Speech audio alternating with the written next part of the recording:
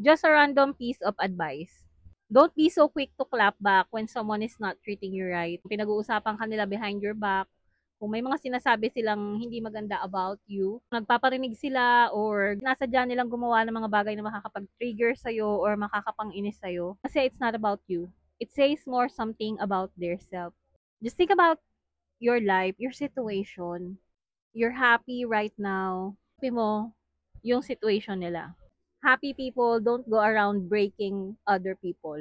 Yung taong totoong masaya, hindi siya nananakit ng ibang tao, hindi siya gumagawa ng makakasakit sa ibang tao. Taong busy sa improvement ng kanyang buhay, sa kanyang character development, wala yang time manira ng ibang tao. Wala yang time gumawa ng hindi maganda sa ibang tao dahil nga busy siya sa sarili niya. Wala siyang time tumingin sa iba.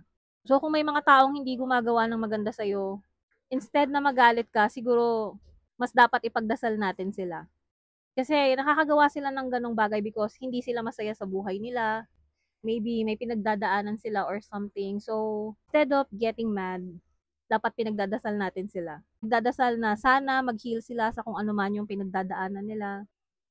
Ipagdasal natin na sana magkaroon din sila ng peace of mind. Ipagdasal natin na maging maliwanag yung pag-iisip nila. Kasi isipin mo habang ikaw busy ka, nakapokus ka sa life mo, sila ginagawang kanila ng hindi maganda, naiisip pa nila yung mga ganong bagay. So, hindi natin dapat pinapatulan yung mga ganon.